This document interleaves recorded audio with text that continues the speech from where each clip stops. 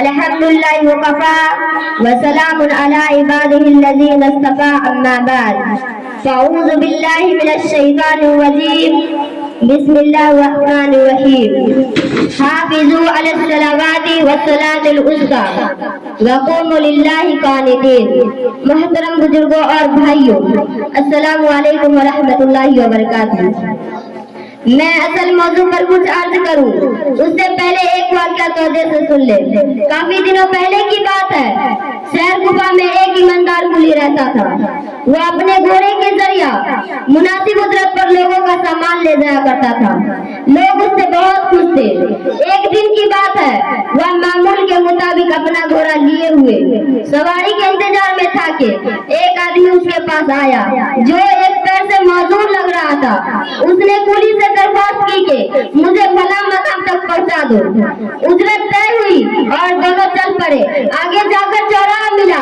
آدمی نے کہا، بھائی اس راستے سے چلتے تو بڑا اچھا ہوتا، یہ راستہ میرا جانا پہچانا ہوا ہے۔ قلی نے اس کی بات مان لی اور پھر عاجزی کی کہ اچھا مجھے دیر کا نماز کی مہلت دے دو، پھر جو جی میں آئے کرنا۔ آدمی اس پر راضی ہو گیا۔ قلی نے فوراً نیت باندھ لی اور اللہ سے عاجزی کی۔ اس کے آنکھوں سے زروں قطار آنسو جاری ہو گئے۔ اس کے آنکھوں سے زروں قطار آنسو ہو گئے۔ اچانک ایک دوسرا گھوڑا سوار نمودار ہوا۔ اس نے ڈاکو پر حملہ کر دیا۔ ڈاکو گرا اور تڑپنے لگا۔ دیکھتے ہی دیکھتے اس کے بدن سے آگ کے شعلے نکلنے لگے اور آن کی آن میں اس کا کام تمام ہو گیا۔ ادھر قلی نے نماز اور دعا سے فارغ ہو کر یہ منظر دیکھا۔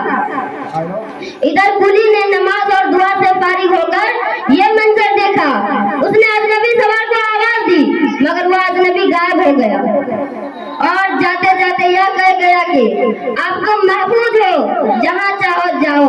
یہ ہے نماز اور اللہ سے گریہ گزاری کی برکت۔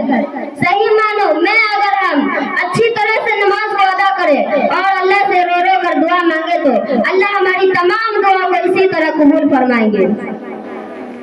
اللہ نے اپنے محبوب صلی اللہ علیہ وسلم کو خود اپنے پاس بلایا اور حضرت جبرائیل امین کے ذریعہ بہت سے احکامات ہم لوگوں کے لیے بھیجے، مگر ایک ایسا مبارک موقع بھی آیا کہ جب اللہ نے اپنے محبوب صلی اللہ علیہ وسلم کو خود اپنے پاس بلایا اور ہم لوگوں کے لیے بہت ہی قیمتی تحفہ عطا فرمایا۔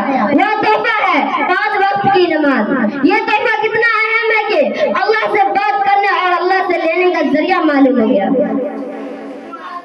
اللہ سے بات کرنے اور اللہ سے لینے کا ذریعہ معلوم ہو گیا۔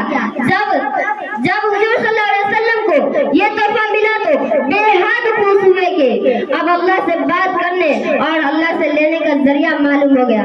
اس وقت آقا تو جہاں صلی اللہ علیہ وسلم اور آپ کے ساتھیوں پر بڑی پریشانیاں کی حالات تھے۔ ایسے نازک موقع پر اللہ نے ہمیں یہ تحفہ عطا فرمایا۔ اور نماز آقا صلی اللہ علیہ وسلم کی آنکھوں کی ٹھنڈک ہے۔ ہم نماز کو ادا نہ کر کے آپ صلی اللہ علیہ وسلم کو تکلیف پہنچا رہے ہیں، جبکہ دن و رات اللہ کی نافرمانیاں کرتے رہتے ہیں۔ یہ ہے ہمارا عمل۔ ہم کیسے اللہ کی مدد اور اللہ کی نصرت حاصل کریں؟ اسی چند باتوں پر میں اپنی تقریر ختم کرتی ہوں اور ہم سب کو کہنے سننے سے زیادہ عمل کرنے کی توفیق عطا فرمائے، آمین۔ وآخر دعوانا الحمدللہ رب العالمین۔